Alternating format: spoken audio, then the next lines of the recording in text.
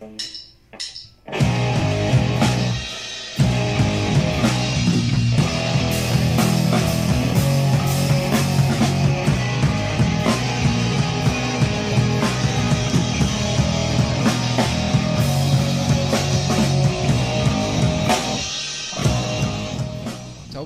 to another edition of the Just Win Today live show. And I know you may be a little confused at home right now to the tens of listeners that are listening out there. Where's the band at? You know, why is the band not playing tonight? Well, that little intro was prepared by the one and only Scoot D-O-double-G, my best friend Scooter Mize, and his band played that song for us. They specifically made a Just Win Today Show Me Hoops podcast intro for us. And so it's pretty epic. That's how you start a show right there. That's how you start a show. And so tonight we're going to talk about the playoff brackets. We've got a new bracket challenge on the website.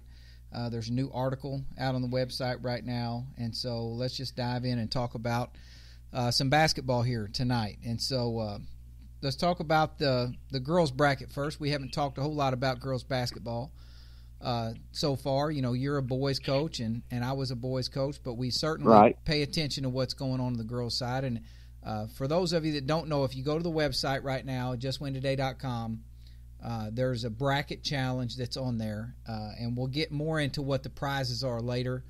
But they're great prizes for whoever wins this bracket challenge. Mm-hmm. And so if you go to the bracket, let's just go right now and take a look, and you and I will fill one in here together as we go along, and we'll call this one the JWT official bracket. There you go.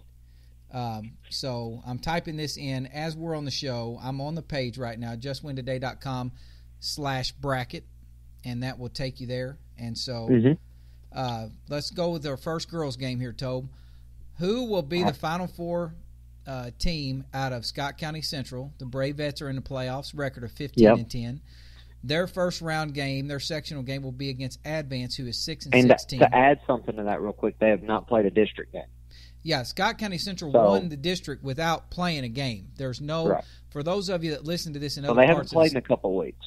Yeah, everybody else in other parts of the state. Southeast Missouri is strange in that there are only a handful of Class 1 and Class 2 girls teams down there in that entire part of the state. You know, you may have 32 boys teams and like 3 girls teams in Class 1. So it's just a really unique part of the state. So Scott County Central 15-10. They haven't played a game, but I do know that they've got a solid ball team. You know, this is a group of kids that's been coming along. They're playing Advance. This is the first year Advance has ever had girls basketball, I think. And so they're 6-16. Who are you picking in that game? I'm going to go with the experience and go with Scott County Central. But how about Advance in their first year getting 6 wins? 6 wins. Who'd they beat? You know, that's a whole other talk I know show that one or two of those wins might have been against Bloomfield, who I think is also in their first year. But I got it's a win. Still, you know, it's you start your program off with some wins. That's right. And then the other brackets, you got South Iron 19-7. They finished third in the state last year and have a lot of those same players back. Yep. And then you got Bradleyville, who's 23-5. And you know, typically, if somebody's coming out of that district, they're usually a pretty good team. So, who do you have coming out of that part of the state? Out of that one, I'm choosing South Iron. You know what? They finished third, and it just seems like year in year out, South Iron's got a pretty strong girls program, and we've talked about their boys team on here. We talked about them last week. That's just kind of a basketball school and environment and culture there. So I think they're going to be ready, and they're going to win that ball game. Yeah, South Iron, that's a solid team. I saw them play last year. They're very hard-nosed, very, very good, well-coached team. So I'm going with you. In the next, they'll play the winner of districts 9 through 12. And for our listeners, if you're not aware of this, the playoff bracket rotates every year. So the winner of that 1 through 4 section will play. This year they're playing 9 through 12. Next year they may play whoever comes out of the 5 through 8 bracket. You know, so the bracket always moves, so different teams have to play each other when they get to the Final Four. From districts 9 through 12, you've got Glasgow 20-7. They've got a solid team. Community R6 20-6. They're solid. I'm familiar with both of those teams. Norborn is 21-4. And really and truthfully got upset in the playoffs last year. Glasgow got upset in their own district. Norborn got upset in their own district. You know, so these are some teams that are maybe a year late to the party as far as We thought they'd be here last year. Right. The team to beat in that part of the state, in my opinion, is Green City. They're 28-0. They're led by a sophomore post player who's a really good player. And I've seen 3 of these 4 teams play. Yeah. I'm going to pick Green City unless you want to argue about it and be wrong. No, and on the challenge for my personal one, I'm pretty sure this is a spot where I went and said, I don't know anything about them, any of these teams, so I just went straight up with record. Mm-hmm. So I probably picked them at 28-0, and like you said, you know more about them. So I'm going to trust your pick right here, and we'll go Green City. Probably the smartest thing you're going to say all night. So going down to districts 5 through 8, Walnut Grove 23-5, powerhouse program. Montrose 17-11. Those 2 will square off, and they'll get the winner of Wheatland at 21-5, and Leeton, who is 23-3. That's a pretty strong part of the state for girls basketball. I would go with Walnut Grove just because I think they're probably going to win the whole thing. They've got as good a shot as anybody. They probably have the best player in the whole tournament. In the Harmon girl, she's a senior this year, even though she is playing with a knee injury, so she's probably not quite 100%. But who do you have in that part of the state? I'm agreeing with you once again here. I'm pretty sure that's who I picked to win the whole thing. Just looking at the rankings, I think they've been top 1 or 2 all year. So, I mean, that's rankings. You don't know how much weight that carries, but just we know they're a good program. Yeah. And like you said, they got a good player. In girls basketball, I think one good player can really make a huge difference. And they're really well coached. So 3 out of 3, we've agreed. That means you probably ate your Wheaties this morning. Going to the last corner of the state, Southwest is 22-3. They're going to play Worth County, who's 20-8. Both of those teams, I haven't seen Worth County, but I'm familiar with Southwest. They've got a solid team, but they're not, I don't think, on the caliber of a Walnut Grove or Green City. North Andrews 18-8. Their boys are also in the playoffs. And then Mound City's 25-3. I'm going to be honest, this is the one part of the state I don't know a whole lot about, but I would trust that 25-3 record just because I think we're looking at 4 just above average to good teams. Right. So, and I'm with you. Whenever it's you don't know much, and here in a few weeks when we're all filling out our NCAA brackets. Which will be on the site also, by the way. Right, we will have an NCAA bracket contest. So get ready and start studying up while we gave you a head start. We gave you a head start. But there's going to be teams you don't know anything about. You're going to see a 8-9 matchup or something, and you're not going to know who those teams are because you haven't watched all year, even though we gave you a head start. So it's safe to go with a record, and that's what we're going to do here. So who's your state champion? My state champion for Class 1 girls is Walnut Grove. And you know what? I'm going to agree with you there. It's hard to pick against Green City. They haven't lost all year. But I just think that they've been there too many times. They came up just short last year. I just got a feeling they're going to get back and get it done this year. Yeah. And so I agree. We'll go to Class 2 girls, where in the bottom quarter of the state there, you've got Puxico, the Lady Indians at 18-7, are taking on Leah Cobble and the Oran Lady Eagles at 22-4. Then you've got Neelyville, always a strong program in girls basketball, 22-4. They take on Hartville at 25-3. That's a really strong. At least 3 of the 4 teams there are really strong. Yeah. And so I'm going to go with Oran because they made it last year. They've got everybody back. And they have the best player. They definitely have the best player in that quartet of teams. And so, unless you want to argue about it, let's go with Orion. Not at all. Let's move on. Let's move on from that, and let's go with Dustin's daughter to move on to the Final Four. Then they would play the winner of Class 2 districts 9 through 12. Richland, not the Rebels. They're actually the Bears, 21-6. Yeah. Taking on Skyline 27-2. That's a powerhouse girls program. They've won a handful of state titles. They will get the winner of Blue Eye 23-5 against Pierce City, who's 22-6. I think Skyline is the clear team. Can we go ahead and give this quartet of teams the coolest school names? Yeah, they do. I mean, We got Blue Eye, Skyline. I mean, that is a cool name. Skyline was there last year. They're really good. They're going to win. And so going down to districts 5 through 8, New Haven 17-9, South Shelby 20-8, Northeast 22-6, and Slater is 20-8. So who do you got coming out of that section? I cannot remember who I picked. and I don't have it pulled up right now, but going with it again and just listening, I'm going to go Slater. You know, I'm going to shock the world right here, and Let's hear it. I'm going to tell you who I picked.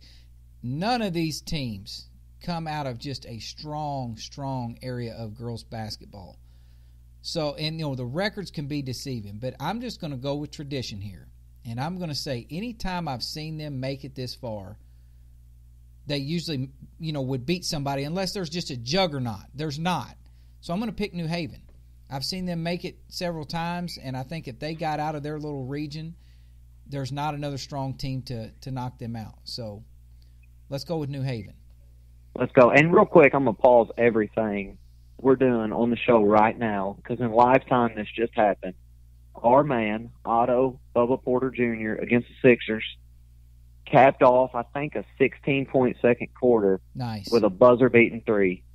Nice. To end the half. That's Otto's boy. So he's rolling. He is cooking on the process. Work. Give him the ball. And so going down let to the boy eat. Let the boy, yeah.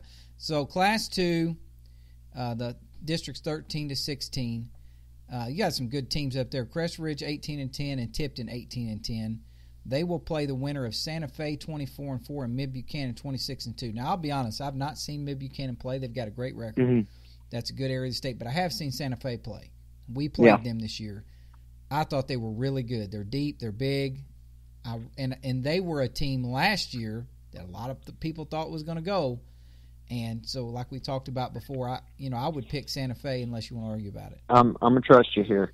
So who's your state champion? This is a tough call. I think the winner of Oran and Skyline is your state champion. Yeah. Who do you got? This is probably just biased and going to the team that I know the most about. Let's just do player in the state, and I don't even need to see the rest of them. Leah Cobble and the Oran Fighting Eagles are going to do it all this year. Man, she's probably going to average. I'm going to be real honest with you right now. This moment came to me in a dream about a month ago. This moment came to me in a dream. And, I just want to be able to root for Oran the whole bracket and not root for my bracket. You know what I mean? Yep. So no disrespect to Skyline. We're picking the Oran Lady Eagles. That's right. Moving over to class. Go ahead. Let's move. Go ahead. Yeah, that was a great sound clip, too, by the way. So New Madrid at 19-5. We're in Class 3 now. New Madrid at 19-5. Saxony at 24-4. Steelville at 24-4. And Whitfield at 20-6. Who do you got coming out of there? I know who you got because you picked Whitfield to win the whole thing. Hey, we can talk about that here in a little bit, too, but first of all, I'm going to give a shout-out to New Madrid and Coach B.J. Stone. They got a really young group. Young team. And went against a good Porterville senior-led group in the district championship game the other night. Porterville beat them twice this year. That's right. And, with a lot of freshmen. That's right. Would you say it's fair to say that, I know history strikes when the time is right. History does strike when the time is right. But would you say that they have lived up to their SEMO Ball message forum hype? Not yet, because let's keep moving on. They haven't won the world championship. Whitfield at 20-6. We're going to pick. I got them winning this area. Yeah, I think they're going to win. The next area, man, this is the best foursome in the entire state bracket, boys or girls. South Callaway 26-0, and let me tell you something. They had to beat some good teams. They beat Herman the other night, who's really good. They had to beat some good teams to get out of their area. You've got Licking at 25-2, another good area for girls basketball. You got Mount Vernon at 26-2, very good area for girls basketball. And then you got Stratford, the two-time defending state champions. In the last, counting this season, this year and the last two before it, the last three seasons, they've lost one game. They're 28-0. They literally run out of the locker room with a bullseye on their back. That's on the back of their warm-up shirts, which is awesome. So Stratford is going to win. The question is by how much. I'm just going to call it right now. If anybody in the entire bracket plays them where there's not a running clock somewhere in the fourth quarter, I'll be surprised. I'll go out on a limb and say that right now. When I was picking my bracket earlier and went through the whole thing, one, I just went with Whitfield because it sounded great. I know they got a good team. And 2, I remember you talking about a team at the state tournament last year who ran out with the bullseye on their back on their warm-up shirts, and That's right. they were undefeated and just beat the mess out of everybody. And I thought you were talking about Whitfield. Yeah. But my picks were locked already. I'm not changing. I'm still going to – I'm with the Whitfield fighting whatever's they might be. So you're Stratford's got it coming. They don't even know it. Where you're at they don't right even now. know. It's lonely where you're at. Next bracket, it might be, but Metro 24-6. They've had some great girls teams come out of Metro. Matt Asher graduated from Metro. We gotta like him. Matt Asher, that's right, and they did not win a game when he played for them. Lutheran North 23-3, Bowling Green 20-8, and Clark County at 26-1. I am going to go with Lutheran North because I just think that 23-3 is a lot tougher than that 26-1 is on the other end. Right. And it would not shock me at all if Metro won and we were wrong there. Yeah. Well, I went on my bracket with Clark County, so. Yeah. The last one, California at 23-4, they're really good. They beat a good Boonville team to get to where they're at. Barstow 23-3, they're that's another private school from Kansas City. They're really good. Lafayette 17-10, and Penny at 21-7. I'm going to go with Barstow. I just think again, you're going to notice a lot of charter schools and private schools in the 3A bracket on the boys too. So hard to go against them at this point. It is. So who do you have winning the whole thing here? Are you going to stay with Whitfield? We can't do that on a just win today bracket because it's JWT, not JLT. We're going to go with Stratford. And so you go ahead and do that and regret it later. That's right. So switching gears real quick before we go to the boys bracket. First of all, who do I need to get a hold of at Whitfield to start sending scout reports to, and how can I help them out? Because I feel like I'm a part of the Whitfield, probably Eagles or Warriors, they're something the Warriors. like that. Yeah, they're the Warriors, I think. Man, what a guess. I really had no clue. Yeah, and nailed it on the second guess. Tonight's podcast is not sponsored by this group. Remember, nobody sponsors us at all. But we sponsor, people that do a great job and products that we believe in. And since the state tournament's going to Springfield this year, we want to sponsor Bass Pro Shops. Because Bass Pro Shops is awesome if you've never been there before. You can get your hunting, fishing, camping gear. You can get it all. And all also, at reasonable prices in a one-stop spot right there. The fact that it's Bass Pro Shops, it's named after the bass fish, so we're also sponsoring the bass fish, the actual animal, tonight. Which, for right now and now only, we'll pretend it's the best fish out there. That's right. Better than a salmon, better than a catfish exists. Just for the next couple weeks. And so, I won't, because Friday's coming up and I'm going to eat some catfish. That's right. But tonight we are sponsoring the bass fish, the actual animal. It's a quicker catch than the catfish, I'll give it that. And so that might be more exciting to do. That we got to get moving here if we're going to get through our boys' picks. Stop talking about fish. The Class 1 boys bracket, districts 1 through 4, Scott County Central, and it pains me to say this, they're 12-17. But they did win their district, and they're still alive. They play Advance, who's 23-6. And then on the other side, you've got Eminence at 28-1, playing Dora, who's 24-5. We talked about these teams last week. Those are the 4 that you've got to pick. Who are you going with? Man, you talk about a tough little area right there. It's going to be 2 good games. Don't let Scott Central's record fool you. Yeah, it's not great, but they're playing well right now. They are playing well. They went through the district pretty easily. They beat Risco. Risco's best, or at least second best player, did not get to play. He was their only senior, and they beat Risco. But I watched it online, and the press is looking a lot better than it has all year. It's really moving. They're kind of connected. All the players are connected when the ball's moving, so that's a good sign for them. And they played Advance. They know each other. But at the end, I think Advance is going to be a little bit too much. And then on the other side, I think that experience is going to trump youth, and Eminence is going to win. And then I'm going with Eminence and Pete McBride. I'm going to agree with you. I'm going to go with Eminence. The short version of my story is I'm going to go with Eminence. I will say this. I think the best player in the Class 1 entire state tournament is Armani Vermillion from Advance. It could be. The rest of their team is good. They've got a good coach. They've been there, done that. They got to the state finals last year. So it's hard. I mean, you get in a one-game do-or-die moment, you got the best player on the floor. It counts for a lot. But your team can put up 90. Oh yeah, they can score, and so it's hard to go against them. It is, but I'm going to go with Eminence. I think they're just the best all-around team. I think they can play different styles, different speeds. Yeah. Moving on to the next section, we got Jamestown at 26-2, Chamois at 19-9. That's like a real methodical, slow you down, like a Thayer type of a team. Chamois is. But they do it man-to-man, and they run their offense forever, and they screen the crap out of you. That's going to be a hard game for Jamestown. Green City's 22-6, and Slater is 16-12. I came on here last week. I said I think Jamestown has got the most physical ability in the bracket. Mm-hmm. I'm going to say this right now. I'm not going to back off of that statement. As far as man for man, pound for pound, the best athletes, their starting lineup is 6'3", 6'2", 6'3", 6'4", 6'6". They've got 3 kids that That's can a come class off the, one team. Yeah, they got 3 kids that come off the bench and can play. They're fast. They can jump. They can shoot. What they don't do is finish the way you'd like to see a good team finish. I saw that the other night. Sometimes they just miss shots, even easy shots around the goal, that I think leaves the door open for somebody else, but I'm going to go with Jamestown.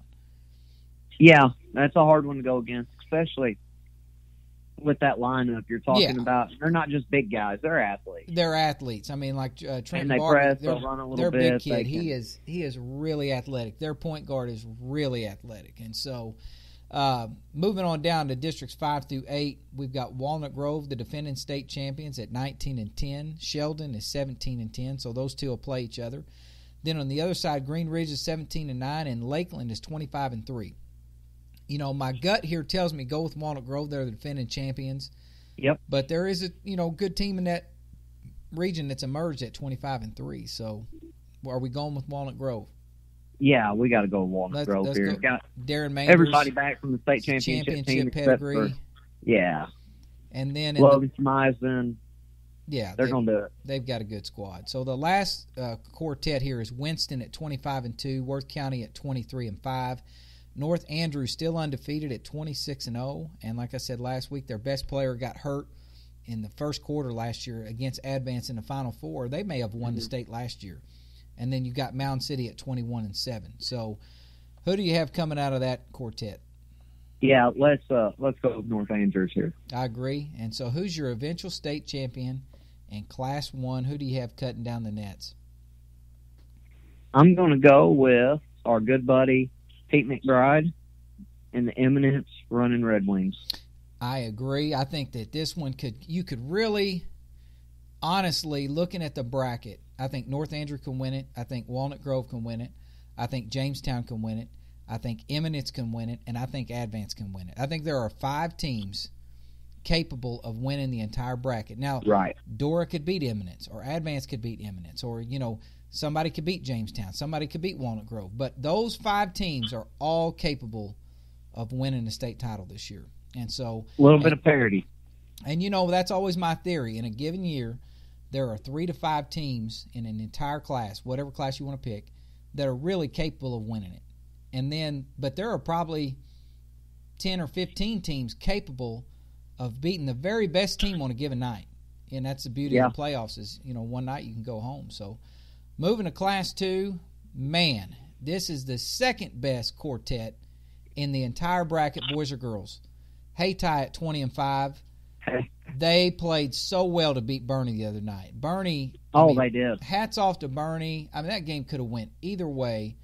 But for Hayti to win that game at Bernie and the way that they guarded in that game, they are a legit contender. And that's the thing. They can guard. They can run. They can play fast. They can shoot. They're not your typical Hayti team that you say, hey, we're going to back up and dare you shoot 3-pointers. They got a couple boys that they'll make you pay. That's right. Then you got Oran, the defending champions, at 21-5. You got Thayer at 25-4. Always a solid ball team. They're really good. And then Hartville, somebody you don't really want to play. You don't want to play Thayer. Grind you out. They make you play. Make ugly. You look bad. Yeah. And then Hartville at 22-7. They won it the year before. So you've got the past 2 state champions, Hartville and Oran, both in this section here. And then Hayti and Thayer. I mean, this is such a loaded section of the state. Who are you going with out of this section? That's a really good. Let me tell you who I'm going with, and I'm gonna do that. I'm gonna back up and I'm gonna remind everybody real quick. Last year, Oran is down 4-6 points with 2, 3, 4 minutes to go in the game to Hayti. They're beat, and somehow or another, Oran pulls out this incredible win. Yep. Hayti has to sit there and watch Oran go and win a state tournament. Yeah. Knowing that they had Oran beat, and that's no disrespect to Oran. I mean, because they came back and won the game, and then they went ahead and won the whole state tournament. Nobody gives you a state title. Oran earned it. They deserve it.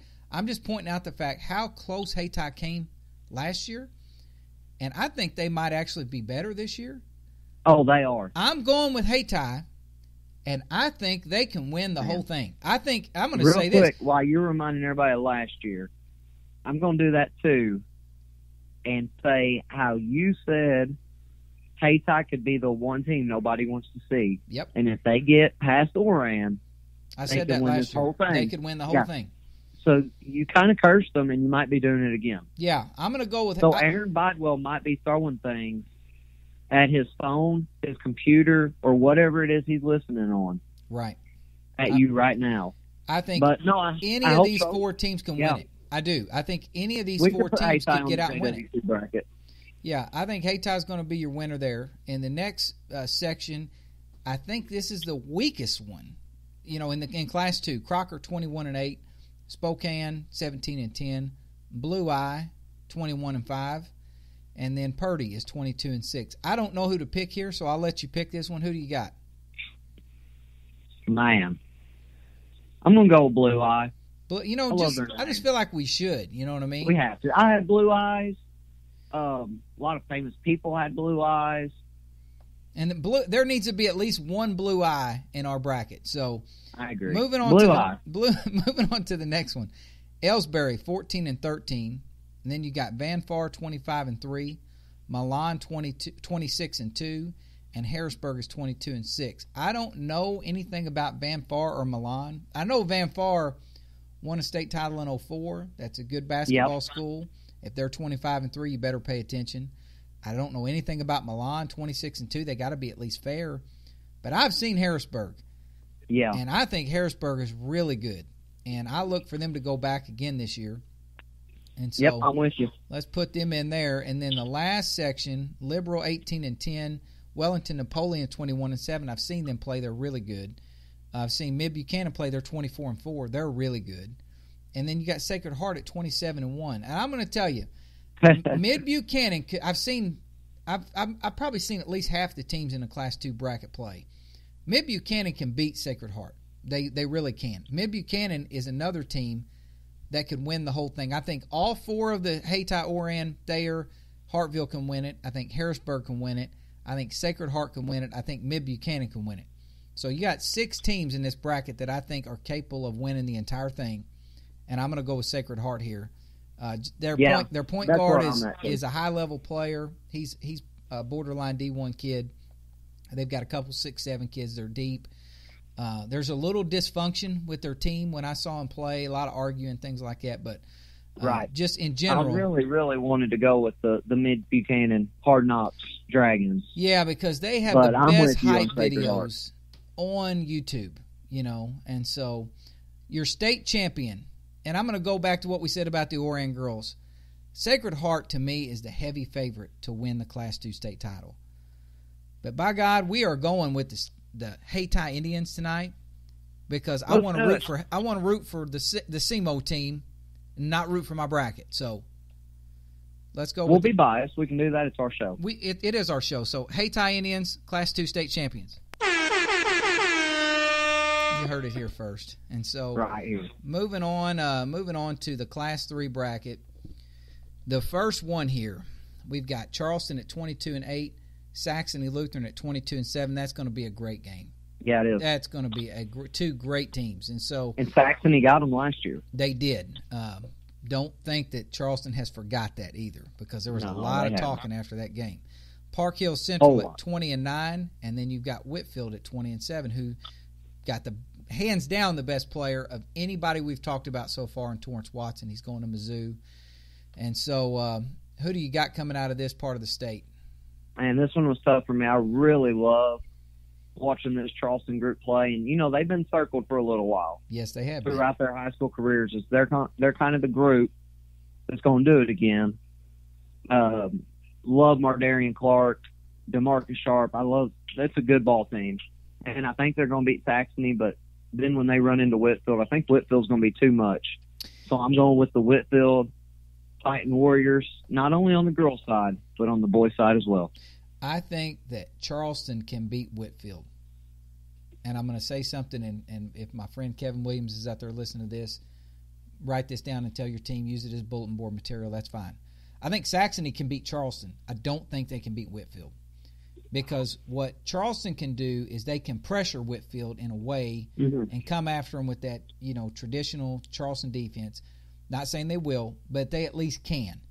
Whitfield doesn't pressure the same way they did last year. They don't have the same kind of roster. Right. But they've got most of the team back that, I mean, coulda, shoulda, woulda won a state title. You talk about, we've talked about Advance before on here, how they had it won and kind of let it go. Whitfield should have won a state title in Class 3 last year, so I'm going to go with Whitfield. And they got Torrance Watson. The next region, you got Father Tolton at 14-13, and I'm going to say I called that way back. They snuck up on everybody in that district. A bunch of sophomores are going to be really good next year. Mountain Grove is 28-1, Springfield Catholic at 21-8, and Mount Vernon at 21-8. So you got Mountain Grove and Mount Vernon against Father Tolton Catholic High School and Springfield Catholic High School. So we could call this. So we got Mountains versus Catholics. Mountains versus Catholics, basically. That's a 30-for-30. That is a 30-for-30. And so I'm going to go with Mountain Grove here. They're really good, 28-1, and that's not a fluke. They're a really good team. I wanted to go with the record. I don't know much about any of these teams, but I'm going with Father Tolton. Really? I think some talent, athleticism, even though they're young, they might pull it off here. Then moving on to the next section, we got Carnahan at 11-13. Transportation Law is 20-7. Christian, and that's honestly the name of their school, just Christian, 19-9, and then Monroe City is 24-4. Transportation Law is the defending champions. They've got some guys back from that team. They got a great coach. Those kids played hard. I enjoyed watching them play last year. I'm going with Transportation Law. Yeah, I'm with you. Let's plug them in. And then the last pick, you've got Versailles at 16-12, Hogan Prep at 22-4, St. Paul Lutheran at 22-3, and then Maryville at 23-4. And Hogan First Prep, of all, I really thought this whole time it was Versailles. It's Versailles. And so that's where a lot of Walmart and I money say Versailles resides. because I feel like that's the right way to say it. Yeah, it's not. I'm going to go with Hogan Prep here. And so a lot of people in Europe disagree with you. So who's your Class 3 champion? Class 3 champ is Whitfield. I agree. So we will hit the submit button, and it takes us over to the next page, and you can see everybody else's picks. And there's, I don't know, like 10 or 15 people that have filled out the bracket challenge so far. So what do you win if you win the bracket challenge? I'm glad you asked. We're going to send you 2 free Just Win Today shirts. We've got different gear. We got all kinds of different shirts that we've made for the site, and they're just You're basically getting a Just Win Today package. You're getting a Just Win Today package. If I see you at the Final Four, I'll buy you a Coke and a popcorn. You know, that's on me.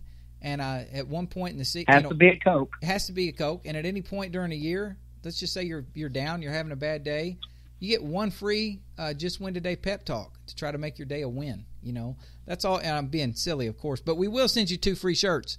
And so everybody get on there, fill out your bracket. You put your phone number in there. We don't share your phone number with anybody. That's just a way for me to get a hold of you if you win. And so your phone number is never put out anywhere. And so that's the playoff brackets. We've got about 10 minutes left here. Let's fly through some of America's favorite game show.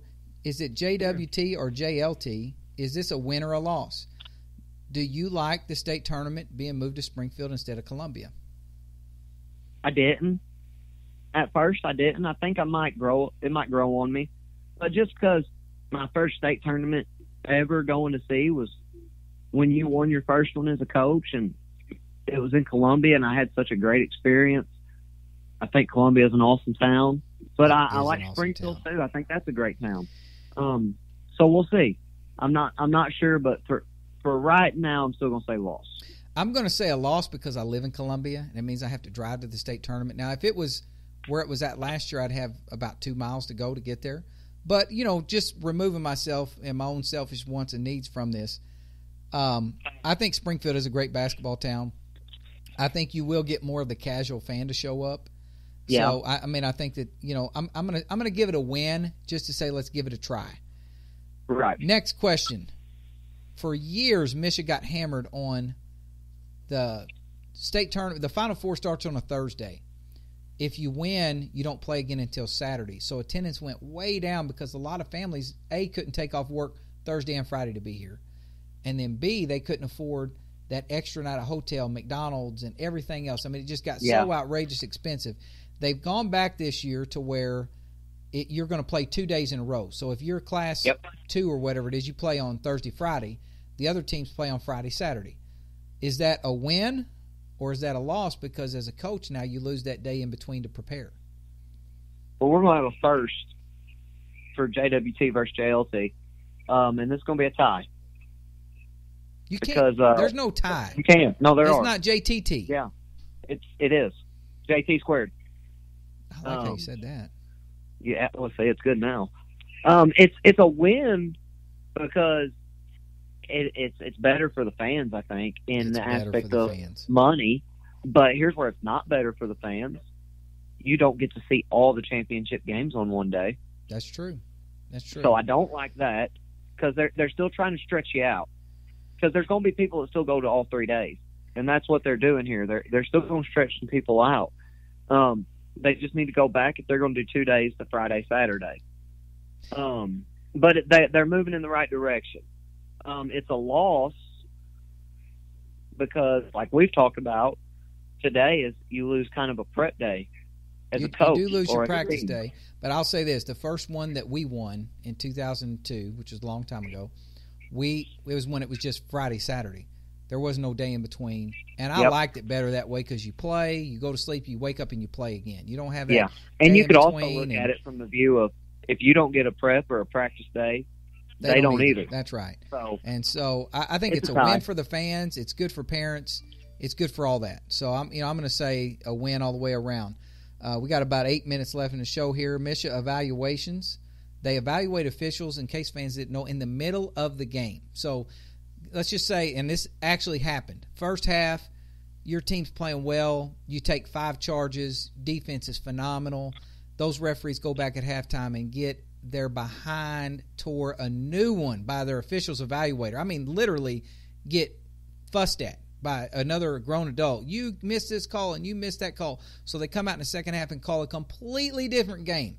Yeah. So in 2004, when this happened to us, we were in the state finals and we won the game convincingly. It wasn't close. So this is not sour grapes or anything like that. But after the game, I gave this guy a 5, which is the worst score you can give him. And I wrote a letter saying, I don't think it's fair to the kids to come up here. You only get to go to the state tournament one time. Why do the kids, the one thing we preach for when we ask for referees is what? Consistency. We want you just call it one way. Tell me how it's going to be tonight, and I can adjust. So since that point forward, you're not allowed to evaluate officials, coaches or not, in the playoffs. You're welcome. And so that was my doing. And so, but I don't think that they should be evaluated by anybody until the game is over. Don't go evaluate that guy at halftime. That is a terrible practice that they need to get away from today. Like, stop it, because it's not. You can give the guy feedback when the game's over, and it's just as effective. Don't go in there and tell him you'll never call another Final Four again if you don't tell that coach to get in his box. You'll never come back up here and call a Final Four again. I'm telling you, these are real comments from real officials. You'll never come back up here if you don't start calling this. Like, well, they're going to go out there and call that because they want to come back. Even if, so now they're second-guessing themselves. They're anticipating calls. Just, it's bad for the kids. Let's do what's best for the kids. So I'm going to steal your answer there and say, Misha, that's a loss. That's JLT. Last one as we're trying to fly through here. Michael Porter Jr. plays for Mizzou this year. Is that a win or a loss? Well, last week I said it was a loss with round 2 here. A lot has changed. It's changed. And I'm saying now it is a win. It's a win. I agree with that. I think he comes back. Here's the thing. People are saying, oh, he's a top 5 pick or this without playing.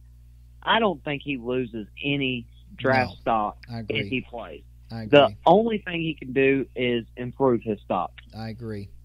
I agree. There's no, in my opinion, he cannot lose because he's going to go in the combine and blow people out of the water. That's right. So he's got nothing to lose by it. Let's talk a little bit about postseason practice, and I would just say this to coaches out there, just a little bit of advice.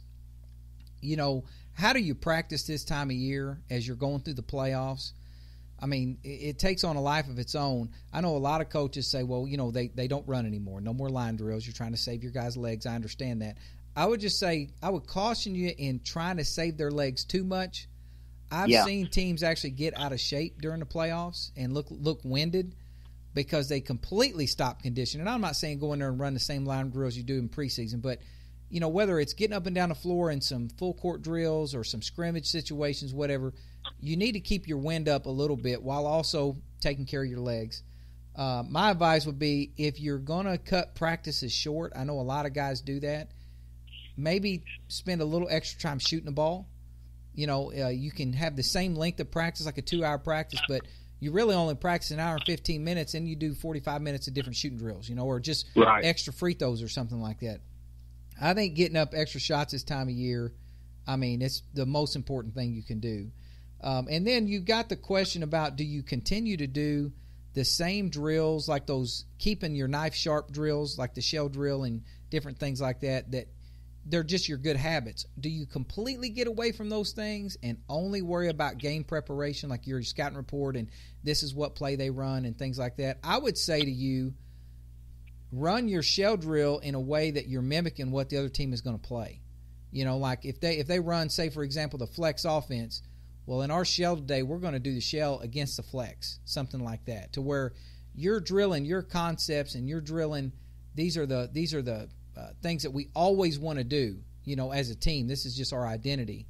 But do those things in a way to where you're studying your opponent, because it, you know, this time of year, you know, I do think that's important. And I would just caution coaches, don't spend too much time watching tape with your team. I see coaches spend too much time watching tape. I think a little bit is good. It's more important for you to watch it and you to understand it than it is for them to watch it and them to understand it, because it's like the old saying goes, if I see, you know, I understand. If I do, then I'm actually learning what I'm doing. You know, like they got to be on their feet running through this stuff. You know, sitting there watching on the TV is not, you know, that's just the beginning of it. So hit that and then get in there in the gym and actually run through what they're going to do, because that's more important than watching tape together. It's more important for the coach to watch the tape. So we have about 2 minutes there. I'll let you jump in there and kind of comment on that. Oh, just something you said there at the end. I saw a thing here a while back about scouting reports for coaches giving their players, and the person had said something along the lines of only put in the scouting report what you expect your team to do or to know or to actually learn, because they're not going to know everything about the team that you know. That's right. So, like you said, don't watch so much tape with them. Have them actually do it. It's important. I think that's it's just like a good teacher. It's not what I know, it's what you know. It's what I can get you to understand. They're never going to have the same level of understanding that you do, because that's your job. You're the coach. But you have to figure out a way to feed that to them in a way that they understand it, to chunk it in ways that they understand it. And the biggest thing is you got to execute it. It's one thing to, you know, I can tell you number 23 is their best shooter, but can you go out on the floor and can you execute it? And I think this time of year we're going to see what you and I have been talking about all year, and that is situational basketball. The teams that understand situational basketball and the kids that can execute and understand a 5 count and understand time and score and all those kind of things, how to stop the run, just situational basketball, and coaches that can make adjustments and their kids can go out and execute, those are the teams that are going to play better. And so appreciate everybody joining us this week. I think we had another good show, and appreciate all the feedback. Check out the newest article. It talks about handling pressure during a state tournament. It talks about, you know, some of the things that you can do as a team to handle pressure. Fans might like to read that also. And so check it out, justwintoday.com. Fill out your bracket, win you a couple free shirts. And so, Toby, we'll do it again next week. Looking forward to it. All right. Thanks, everybody, for joining us.